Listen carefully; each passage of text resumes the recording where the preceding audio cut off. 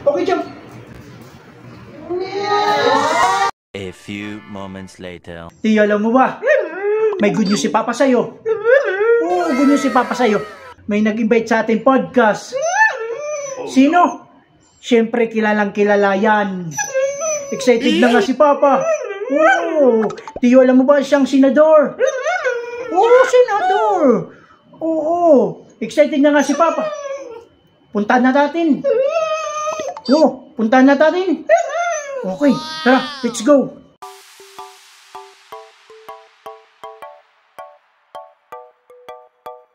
Sit down. Pupugi.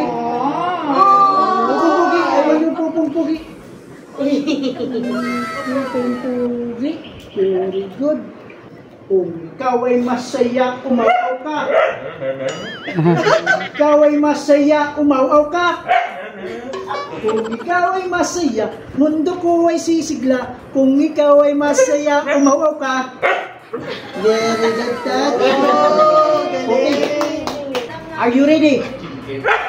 Stay. Kita natin kung gaano kakagaling. Okay, jump.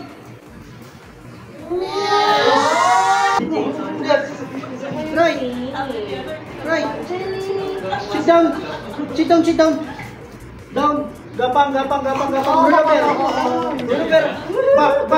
Back. Okay, do you stay? Patay. Down. Let's go around.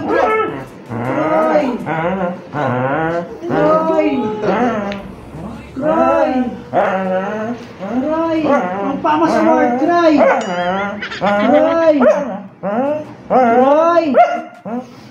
Very good.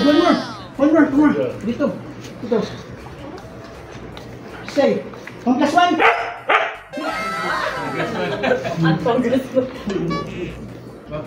Stay. Stay. 2 plus 2. Very good. Sit down. Okay yung camera. Payat ako dyan.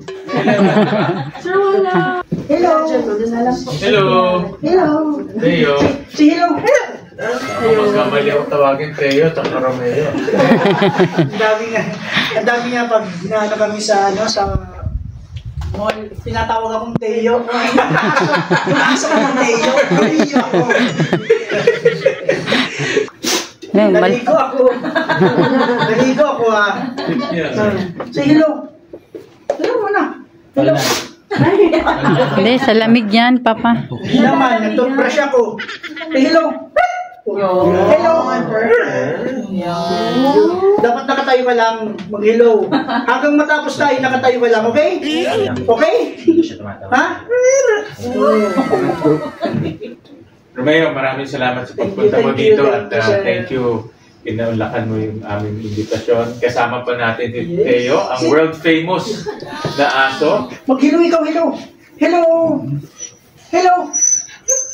Lakasan mo. Hello. Galing niya. Hello daw. Saka, ako, bilib ako sa inyong followers. 2.1 million followers sa Facebook.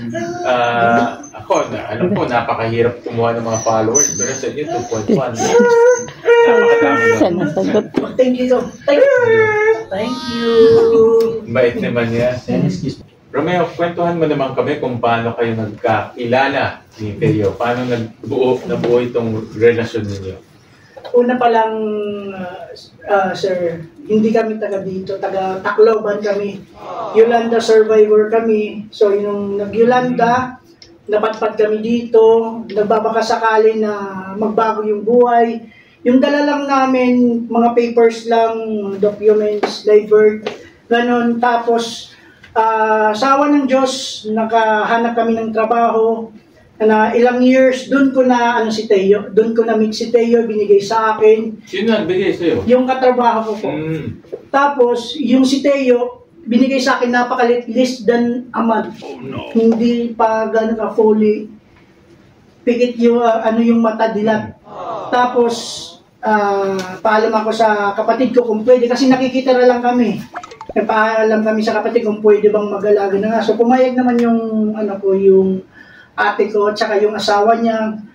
Si Teo, pinapadedi ko yan kasi hindi pa. Wala na siyang nanay, no? Pinapadedi ko every 2 hours, gumigising ako ng madaling araw.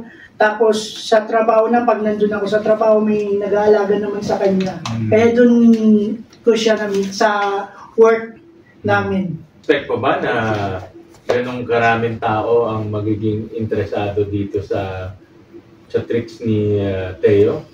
Hindi ko inaasahan ganun na maraming matutuwa sa amin, na mai-inspire sa amin. Nakakataba at nakakatuwa lang, nakakataba ng puso sa simpleng ginagawa namin ni Theo. Marami yung napapatawa, maraming napapasaya. Bakit tingin mo sila naging interested at pinalo kayong dalawa? Anong tingin mo? Siguro yung bonding namin dalawa. Kasi yung touring ko talaga sa kanya, hindi pete. Yung touring ko talaga parang anak ko na talaga, pinapakain, binibigyan ng pangangailangan niya, attention, oras, yan. Sino ba masikat sa inyo? Ikaw o si Theo? Sa tingin mo? Sa tingin ko ito eh. Ito, di ba? Kasi minsan lang tayo makakita ng aso na parang nagre-react sa mga sinasabi mo eh. Nakita ko kanina, kaya kakaiba. Very talented. Oo. Ano mo gagamitin itong kasikatan ninyo to promote animal welfare, kindness, compassion, hindi lang pang entertainment, di ba?